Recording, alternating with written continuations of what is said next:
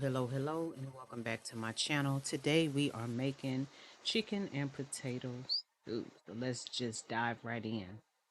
Right here, I'm sauteing my mushrooms first with a little butter in the pan.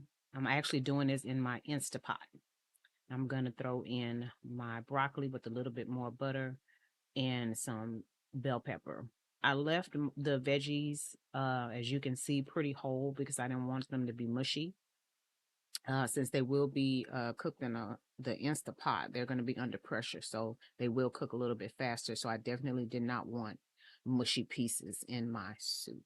So I'm just stir, getting them all nicely coated, and then we're going to move on to the next ingredient. So the next thing that we are putting in is some green onion. I did leave on some of the actual the green part, the scallion part. I left that in there for a little bite. And the next ingredient we are putting in is the minced garlic, and this is definitely fresh garlic. It's not the garlic in the jar that I use periodically. And I minced it, but I didn't mince it up into like itty bitty pieces. I wanted a little bite from the garlic in the soup. And again, we're just gonna stir.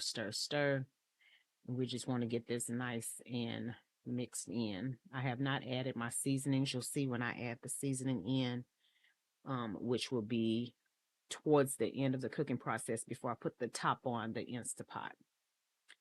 The next ingredient that I'm putting in is going to be my veggie broth, and that's because I want to start pulling up some of that flavor from the bottom of the pan. I want to go ahead and get my veggies kind of cooking a little bit. Right now they're cooking, but it's a slower process because there's not much going on in the pan. Here you'll see me adding, I used white onions. I think they're called white gold or golden or something like that. I like these because it doesn't take long for these to cook. They're easy to chop because they're so soft, but they are definitely full of flavor. I enjoy me some potatoes any way you can give them to me. So yes, we're gonna stir. And now I'm adding in the half and half. I think I probably should have used heavy whipping cream, but I had the half and half on hand, and I did not want to have to go to the store and buy heavy whipping cream. And once the soup is done, you'll see why I said I think I should have used heavy whipping cream. Here, this is Italian seasoning, so we're going to go ahead and put in a nice little heaping, uh, helping of Italian seasoning. And our next spice is going to be cumin. We're going to dump in some cumin all over the place, including the pot. The next thing we're going to put in is some cayenne pepper. Y'all know I like a kick to my food. I like my food to be nice and flavorful and a little spicy.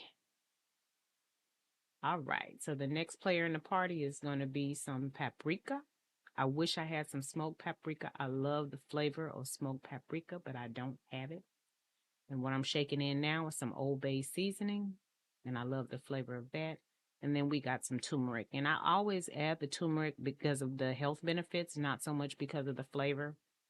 Because I really don't experience much in the way of flavor when I use turmeric, but turmeric is extremely beneficial from a health standpoint. So it's always good to cook with turmeric, especially it changes the color of your dish, but it doesn't change the flavor of your dish.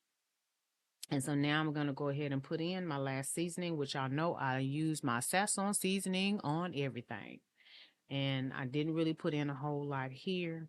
And I noticed that when I tasted it towards the end, it could have used a little bit more, but instead of doing that, I just added some sriracha in my bowl. So yes, stir, all players in the party, with the exception of one last ingredient. So now we're bubbling. We're looking really nice. The last player in the party is going to be some chopped chicken breasts. And basically, folks, what I do, I buy the frozen chicken breasts lately, and I just put them in some hot water, and they thaw pretty quickly, and then I just cut them up. And that's what I did here. Now I'm trying to push them down. The chicken breast is going to cook really nice and evenly, and I'm just so excited. So now it's time to put the top on. We're going to set it for, make sure the spout is closed because we don't want all our steam escaping, and then set it for 30 minutes, and we will come back.